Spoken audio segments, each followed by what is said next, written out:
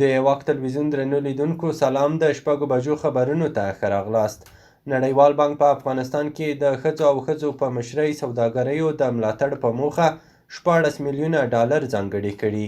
د نړیوال بانک په اعلامیه کې راغلي له کوچنیو مالیه ورکوونکو سره د زړو پورونو په اداینه کې مرسته، د سوداګریو ډیجیټالي کول او ښځینه سوداګرو ته پورونه ورکول د دې پروژې موخې دي.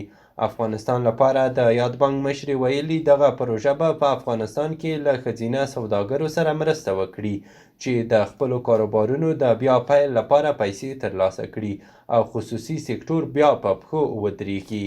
عدلیې وزارت د سیاسي احزابو تر نامه لاندې هر ډول فعالیتونه غیر قانوني اعلان کړل او خبرداری ورکړ چې د دې ډول فعالیتونو د تکرار په صورت کې به له سرغړونکو سره قانوني چلند وکړي. د عدلیې وزارت ویان په یوه ویډیویي کلیپ کې چې نن پنجشنبه خپور شوی ویلي چې د اسلامي امارت په حاکمیت سره د سیاسي ګوندونو فعالیتونه منع اعلان شوي دي او د یاد وزارت په چوکاټ کې د سیاسي احزابو ریاست هم لغوه شوی دی.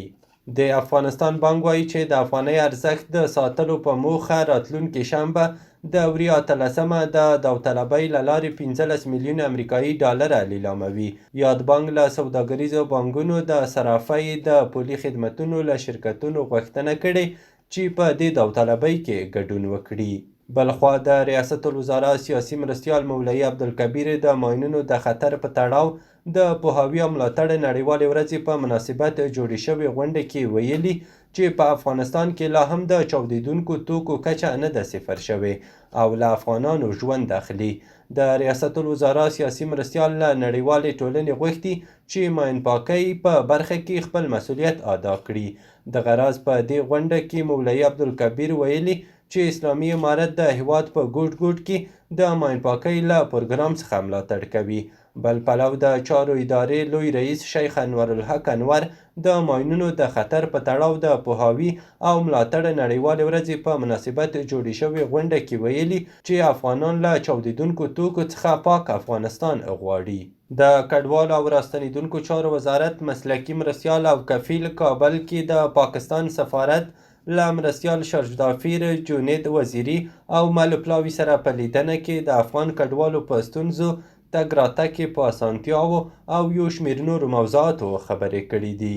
بل پلو د بخښنې نړیوال سازمان وایي پاکستان باید له دې هیواده د افغان کډوالو د ایستلو په برخه کې د نړیوالو غوښتنې له پامه ونه غورځوي.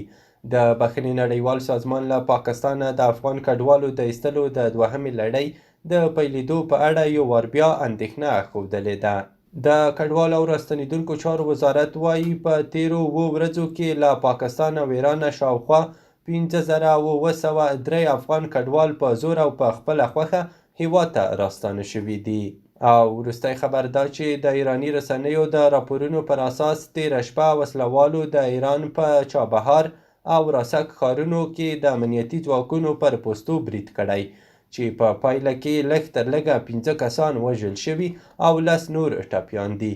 د ایراني چارواکو په وینا تر اوسه 8 برید کوونکي وژل شوي او د پاتې نورو د نیولو هڅې روانې دي. د واک تلویزیون درنو لیدونکو له لیدلو مو مننه. تر بیا ښه وخت.